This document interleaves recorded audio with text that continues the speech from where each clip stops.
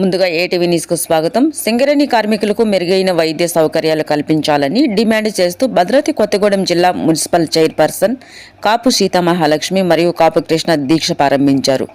ఈ సందర్భంగా విలేకరుల సమావేశంలో మాట్లాడుతూ సింగరేణి ఏరియా హాస్పిటల్లో మెరుగైన వైద్య సౌకర్యం కార్మికులకు అందడం లేదని అన్నారు. ఈ సభలో సింగరేణి కార్మికులు అధిక సంఖ్యలో దీక్షలో పాల్గొన్నారు. చాలా మంది అధికారులు అంటే డైరెక్టర్ స్థాయి, చైర్మన్ స్థాయి అధికారులు కూడా సంబంధిత డాక్టర్లకు లేదా సీఎంఓలకు, డివైసీఎంఓలకు ఆదేశాలు జారీ చేయడం జరిగింది.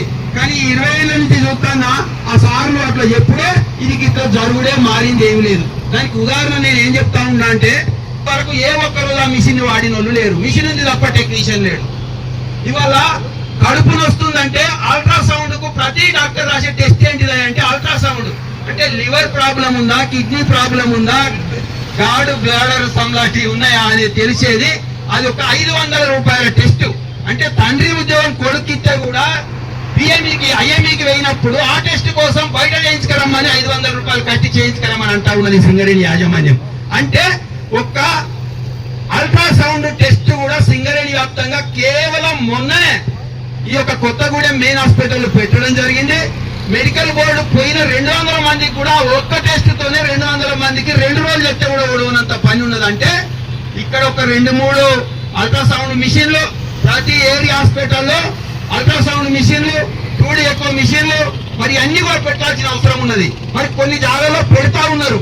మన బలరాం సార్ లాంటి వాళ్ళు చేయాలని తపన కొద్ది పెడతా ఉన్నారు కావచ్చు, కానీ దానిలో టెక్నీషియన్స్ ఉండడం లేదు. డాక్టర్లు, స్పెషలిస్ట్ డాక్టర్లు వస్తే అన్న చెప్పారు ఇంతకు ముందు ఎంబీబీఎస్ డాక్టర్లకు మనం పీజీల సౌకర్యం కల్పించినాము అని చెప్పి. మరి వాళ్ళు వచ్చిన వాళ్ళు కూడా ఎట్లా ఉన్నారంటే, మనం ఈ సింగరేణి ద్వారా నేను పీజీ పొందినా నేను ఇక్కడ సేవ చేస్తా అన్నట్టు లేరు, ఎప్పుడు బయటపడతా అన్నట్టున్నారు వాళ్ళు. అంటే మరి సింగరేణి ఉద్యోగులకు అల్టిమేట్ గా వైద్యం సరిగా అందడం లేదు.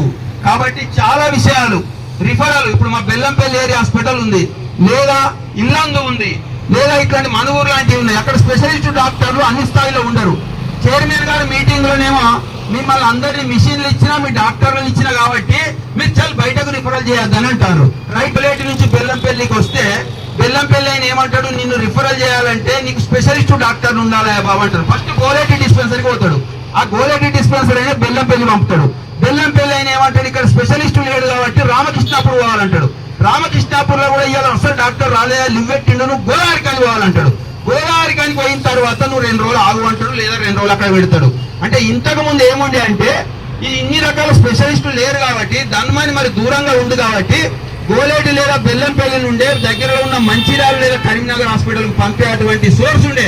ఇప్పుడు అది కూడా చైర్మన్ గారి ఆదేశాల మేరకు లేదా కొంతమంది ఒకే పోకడ పోయే డివైసీఎం వాళ్ళ డాక్టర్ల యొక్క వాళ్ళ యొక్క ఈగో ప్రకారం అట్లాంటివి కూడా బంద్ కావడం జరిగింది. ఆ బంద్ అయినా కూడా మాట్లాడే తెలివి లేని ఏఐటీసీ లాంటి యూనియన్ ఉండడం వల్ల కార్మికులకు వైద్య సౌకర్యం అందడం లేదు.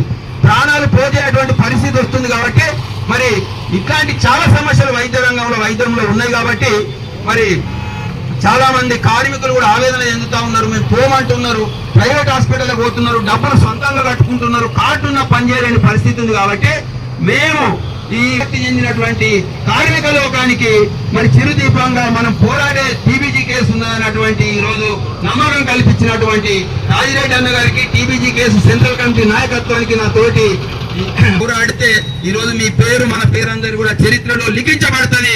ఈ యొక్క వైద్య సౌకర్యంలో మార్పులు వచ్చేటువంటి అవకాశం ఉన్నది. కాబట్టి ఇదే పోరాటాన్ని, ఇదే స్ఫూర్తిని ముందుకు కొనసాగిస్తూ కార్మికులు ఎదుర్కొంటున్నటువంటి చాలా సమస్యల మీద తెలంగాణ బొగ్గాని కార్మిక సంఘంగా పోరాడదామని చెప్పి మనకు మరి అండగా ఉంటుందన్నటువంటి కోల్ బెల్ట్ ఎమ్మెల్యేలకు, ప్రజాప్రతినిధులకు ధన్యవాదాలు తెలియజేస్తూ మరి అందరం కూడా కార్మిక పక్షాన మరి తెలంగాణ ప్రజల పక్షాన కొట్లాడదామని తెలియజేస్తూ ముగిస్తున్నాను. జై తెలంగాణ, కేసీఆర్ గారి నాయకత్వం, తెలంగాణ బొగ్గుగాని కార్మిక సంఘం, కార్మికుల ఐక్యత, జై తెలంగాణ. ధన్యవాదాలు అన్నగారు. ప్రత్యేక ధన్యవాదాలు. మనం ఎదుర్కొంటున్న సమస్యలు ఎంత చెప్పినా, ఎంతమంది ఎన్ని గంటలు చెప్పినా వీడని సమస్యగా ఉన్నాయి. కాబట్టి అందరూ కూడా వాటి మీద స్పందిస్తున్నారు. ఇప్పుడు లక్ష్మణన్న, శ్రీరాంపూర్ ఏరియా వైస్ ప్రెసిడెంట్ లక్ష్మణన్న మాట్లాడాల్సిందే.